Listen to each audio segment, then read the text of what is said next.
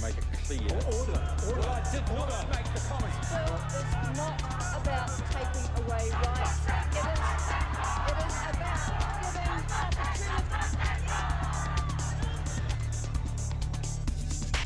Kia ora, ladies and gentlemen, good evening and welcome to Citizen A, where we wrap the week's current affairs with the best political team on television from a very, very Auckland perspective. Warning, we're as fair and balanced as Fox News. Joining me tonight on my revolving panel of bloggers and Auckland opinion shapers. She is a former National Party candidate and current talkback host on Māori radio, the ever wonderful Claudette Hauiti, and she is from the Auckland University Department of Film, TV and Media Studies, and also teaches at Massey, one of the best bloggers in New Zealand, Phoebe, Fletcher. Welcome to you both. Coming up tonight, issue 1. In the wake of the Kim.com fiasco, are we getting too close to corporate Hollywood?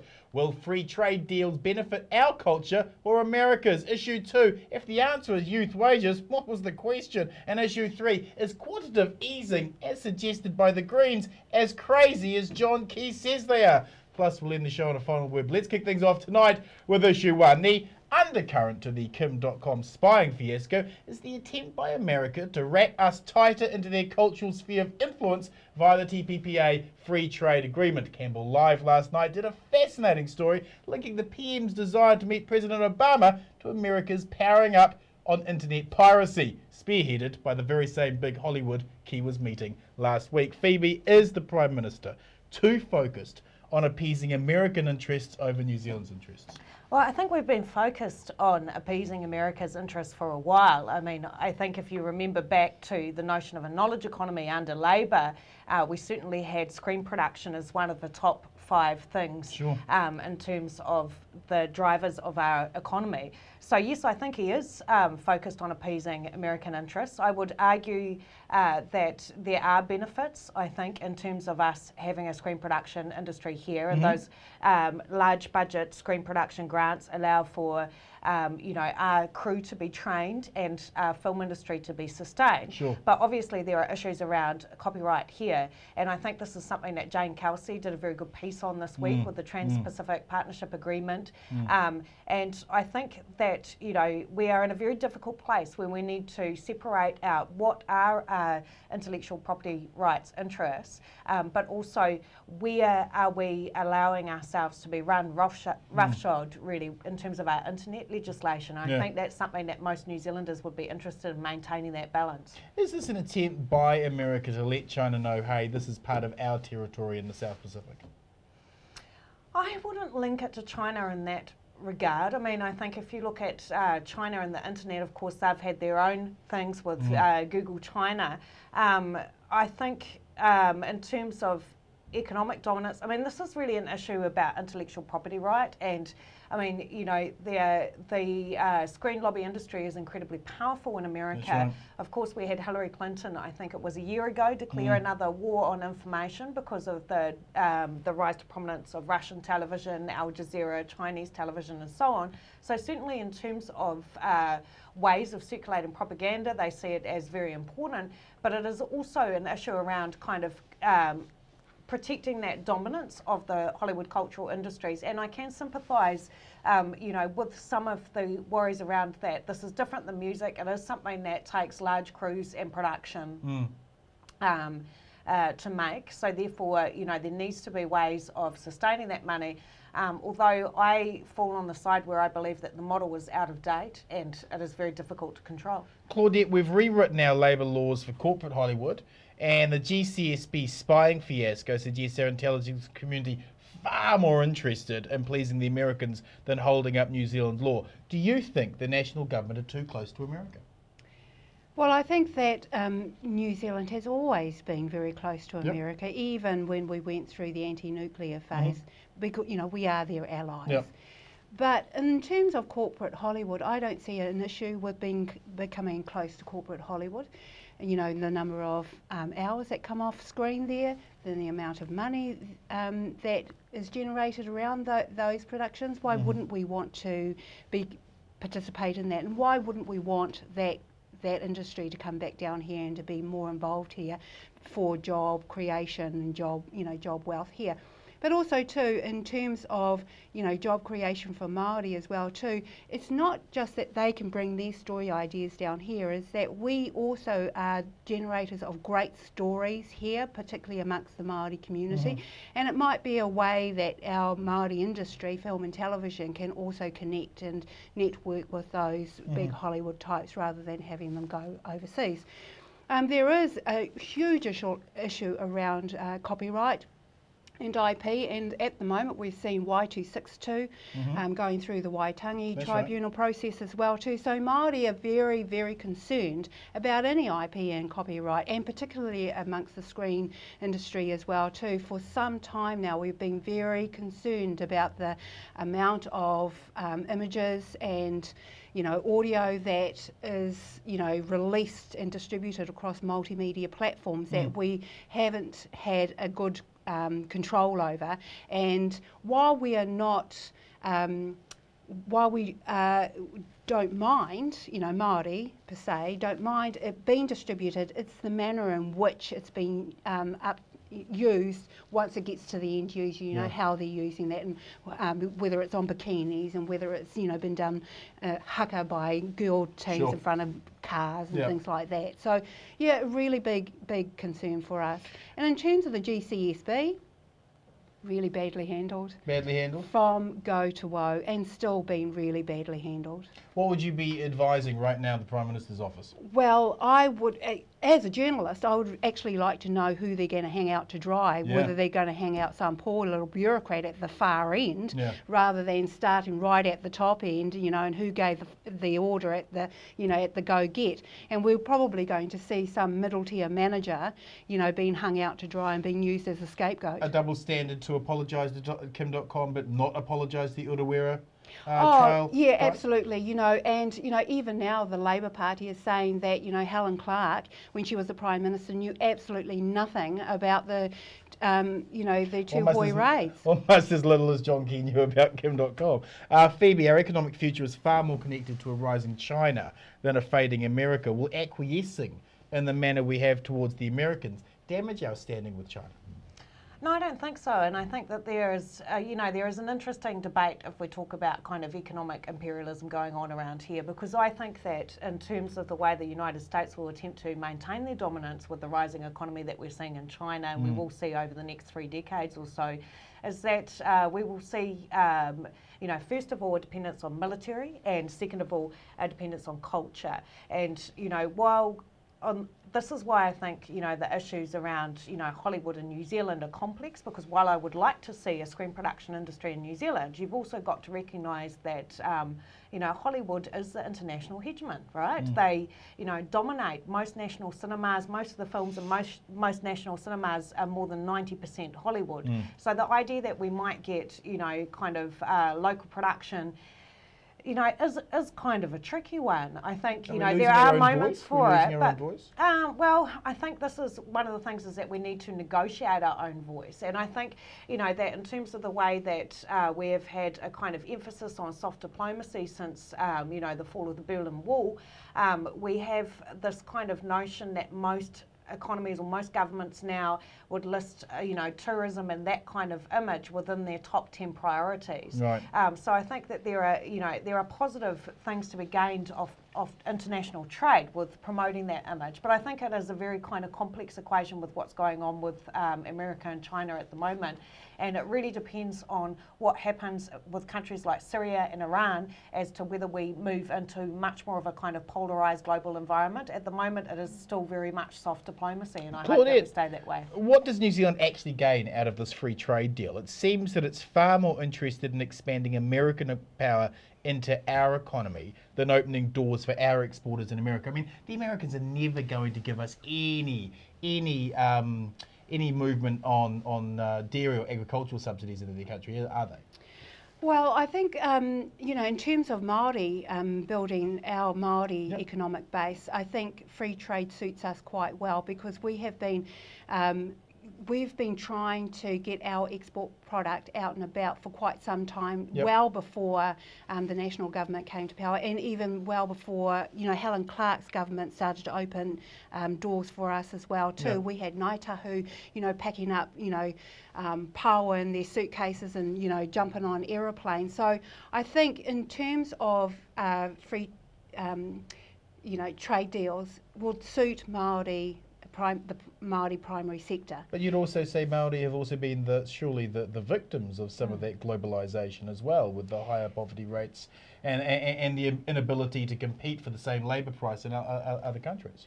Well, I think that you know, is a factor for the whole country, not just for Māori. Yep, And yep. it, you know, and when you're talking about poverty, absolutely, you know, Māori are at that lower end. So of course, but you know, in terms of economic growth, where we really do have to focus our attention, our economic growth, I think Māori are quite well positioned, and I think we're also very well positioned in the creative sector as well too. And interestingly, you know, talking about our unique voices, the tourism industry, you know, we've just lost a major job to an Australian-based company to promote New Zealand tourism here. Right. Yeah, you know, yeah, so yeah. and you know, the Māori tourism industry is saying that we need a real shift away from the traditional view of what Māori is like here in Aotearoa. We're not just about poi swinging, you know. We need them to articulate them for themselves, surely. Well, that's right, and it And means an Australian business can't do that. yes, and even though they've got a company here in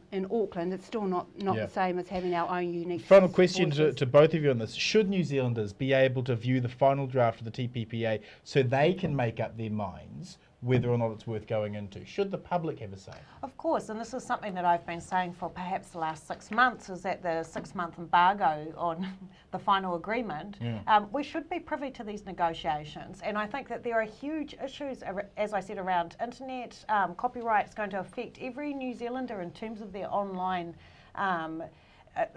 of their online participation, even, you know, things like DVDs, whether you're able to view things from overseas. Claudette, surely we should be able to have a look at what we're signing up to here, shouldn't we? Well, I think that you know, we can, you know, have a look and we can have a discussion. But you know, quite frankly, there are some of these things that I would just prefer to leave to the government. Yeah.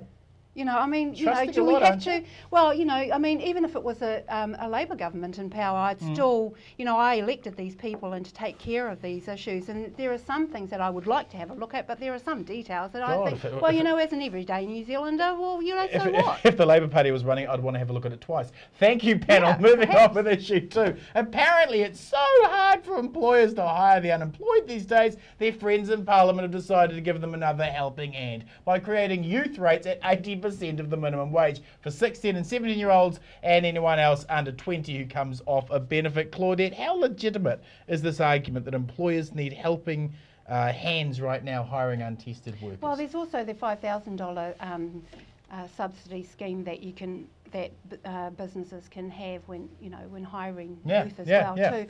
But you know, as a small business owner, and being in the Māori creative sector, there are a lot of rangatahi there that I think I could utilise if I had the money to be able to support them and train them. I think that's the issue, is if you bring on unskilled, will the businesses be able to train them so that they become skilled workers rather than hiring unskilled and delivering a, you know, an adult unskilled person. I do think that it's incumbent upon the businesses to ensure that there is some time of training incentive to raise their skill level.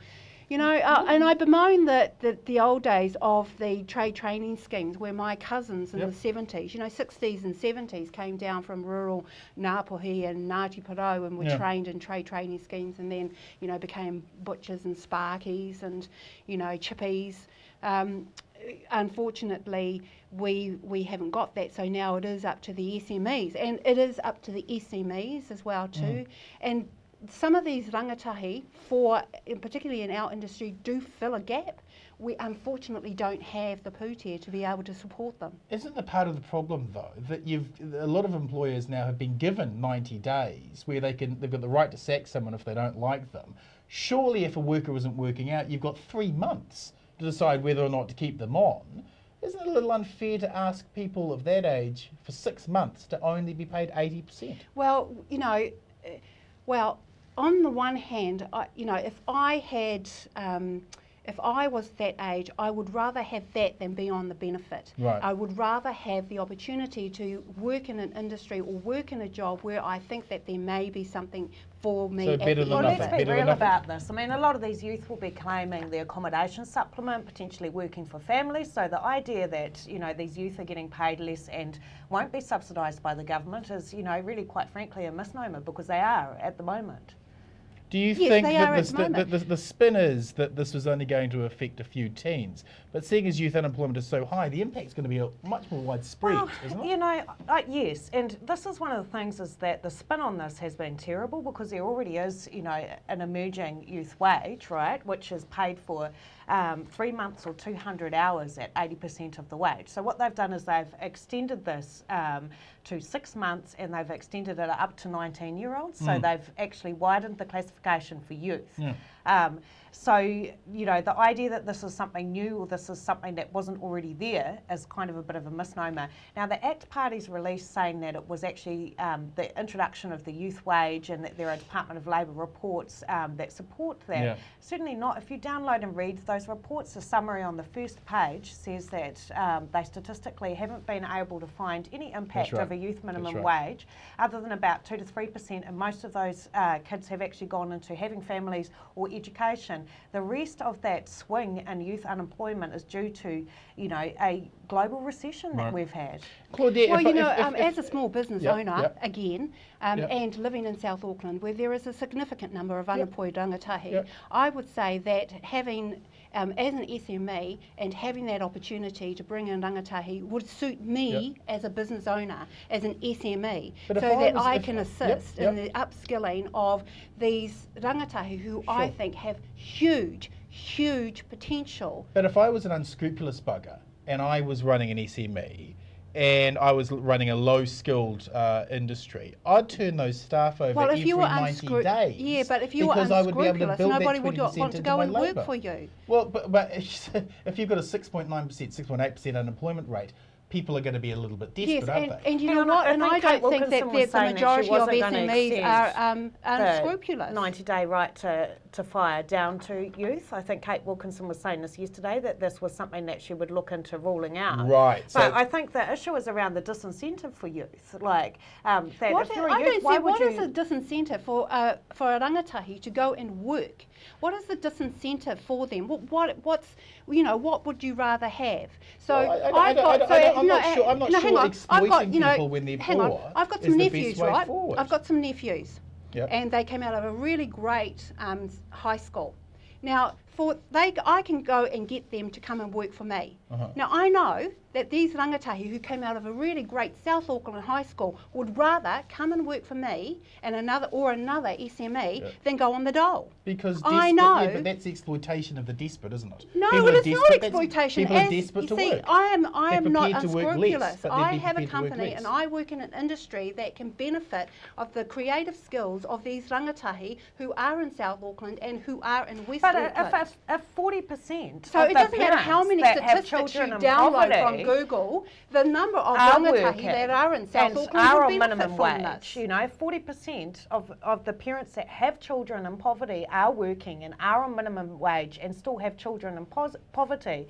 You know, what kind of incentive or message are we sending to our people? Phoebe, by that is kind this of the exploitation? final skills signal in an that industry the is a government disincentive. have walked away from youth voters? I mean, Key was very popular with the youth vote in previous elections. Have National decided the youth votes deserted them? No problems here to push them around. Yeah, well, I think, you know, this is something that's shown in political studies, right, is that the older that you are, the more likely you are to vote. So, you know, the youth vote is not really, I think, a key objective for the national government this time. I mean, they are looking at whether they can get a third term in government, which may be possible, and I don't think that they're targeting the youth vote in that. This is seen as political collateral that can be gotten rid of. Final question, who wins, who loses the youth vote?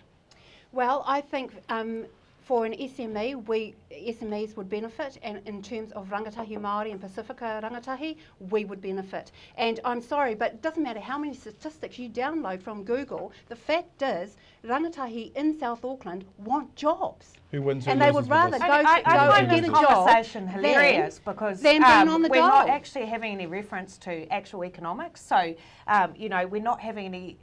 There's been plenty There's of a difference studies done between on reading this the where it has statistics a and nominal. living it. No, I'm There is a talking about difference. Thank you, countries panel. that living have in Thank you, South thank you, Auckland thank you, and thank you. then I think you can reading find the if you actually read and some then in blabbing economics. out a Thank whole you, lot Pam. of numbers with Mo- no faces move- and names. Moving on with issue 3. The government says there's not much that can be done to our macroeconomic position. The left are howling for intervention. Is quantitative easing, as suggested by the Greens, as flaky as John Key says they are? Claudette, the Greens have come in for some heavy criticism from the economic orthodoxy. Is Key right? Should the market decide? Yeah, look, I mean, there is a lot of discussion about that, and I tend to agree that the market should decide. I think that, and also too, that the Reserve Bank should have wider powers. So you do think there should be some intervention? Yeah, well, yeah, I do actually. Phoebe, if this is a case of if all the other central banks are doing it, shouldn't we do it as well? Isn't there actually some validity to that? Well, I think there is validity to the debate. I mean, we've seen the Fed in the United States actually do quantitative easing twice. Yeah. We've seen people like Paul Krugman come out and argue that it works. We've even seen Alan Greenspan saying Yes. that it did not have the impact on the economy in terms of rising inflation that they thought it would. I think that this is, you know, I'm not an economist, but I do think that, you know, the last economic recession has proved that this kind of 1984 Rogernomics, laissez-faire, unfettered market actually needs some thinking. I mean, what we are not seeing at the moment is we're not seeing job creation, and we need to actually start having conversations through these kind of innovative solutions. I personally would prefer the financial transactions tax or the capital gains tax, to be honest, rather than quantitative easing. But I think, you know, there is an argument there for a broader debate on it. That Question to both of you. The EPMU have called for a jobs crisis summit tomorrow. New Zealand First are debating Reserve Bank Act, and the Greens want to print money. Do these attempts all suggest a deeper need for a debate about how active a government we want in this recession? At the moment, National are saying it's best for us to just stay on the sidelines. Should they get involved? Well, I think that the EPMU, and I think unions in general, do have a place to discuss job creation and job growth. Yeah. My issue is that that it might be a talk fest and it might be all hui and no doing with this job summit. So when I spoke to the EPMU, they had an already perceived outcome and agenda, and it was anti-government. It wasn't about pro-job, it wasn't about job growth, and it wasn't about economic growth in communities. It was more about, you know, the political rhetoric and how much the current government isn't doing. So, I really support job summits, but I really support tangible outcomes for workers. How involved should the government be in the economy during a recession like this? Well, I think they should, and I think the point comes back to the fact that there are experts in these sorts of things, just like the youth minimum wage. There are plenty of studies done on that it has a 2 to 3%, you know, marginal impact on youth employment. That we should be listening to the economists. We should be listening to the experts in these sorts of times, rather than peddling out the same old solutions that we know are not actually getting us any more jobs. Final question to both of you on this. The government are happy enough to support corporate Hollywood as a sector. Why not jobs already here? I mean, this is one thing, isn't it? The government very involved when it comes to helping the movie industry in New Zealand, not so when it comes to manufacturing. Are we picking winners? Well, and that was another reason why the EPMU is running the Job Summit, because of the decline in manufacturing. But I want to get back to, listening to the so-called experts. If we look at the education system, we've got a magnificent education system. Why tamper with it? Well, you know what? 20 to 25% of the education system is failing, and they're made up of Māori and Pacifica. If we continue to listen to the experts, then Māori and Pacifica, particularly boys, and my 2 sons will be in that failing tail, and I'm still to believe that we are, successful in education. Well, I'm sorry, but no. Again, as an SME, I would benefit from that youth tax, and so would those unemployed. So the government should be more involved in the economy. You do agree? I'm sorry, I'm just confused. How does education relate to the economy? No, it wasn't. It was about the comment that you made about experts. Okay. Do you think, do we have a double standard here? Government very involved with making movies, not so involved with making jobs?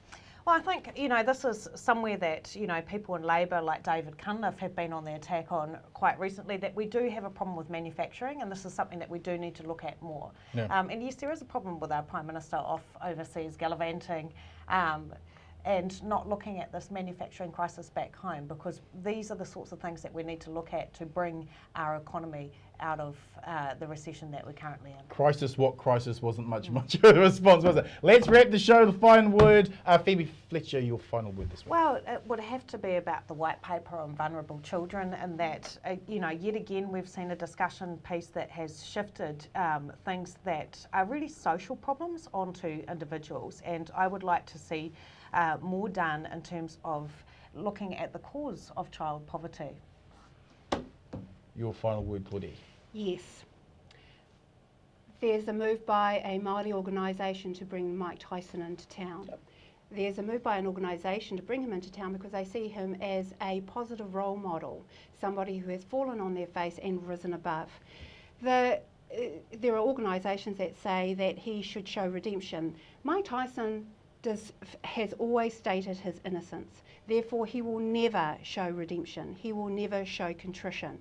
Somebody who will never show contrition and redemption, to be held up as a role model then, isn't somebody that I would unleash on our rangatahi. And I would urge those Māori leaders in the community to withdraw their support. Thank you, Claudette. Thank you, Phoebe. Ladies and gentlemen, to my final word. The Prime Minister will let you drink like an adult but pay you like a child. The justification for this is that the employers need a hand to take on a risk. This justification is a nonsense. This government gave businesses the right to sack within 90 days. If a worker isn't working out, they can sack them, no questions asked. They now need to be able to pay these workers less as well, do they? It's bloody hard enough as it is for youth in this country, facing skyrocketing youth unemployment rates. Making them work half a year for 80% of the minimum wage is a punishment. For an economic recession, they had no hand in making. Youth rates can't help your ghost jobs, Mr. Key. If you like tonight's show, please join our Citizen A Facebook site and connect with other like-minded new citizens, and follow me on my Citizen Bomber Twitter and Facebook page. Thanks for watching, whānau. Good night, Aotearoa.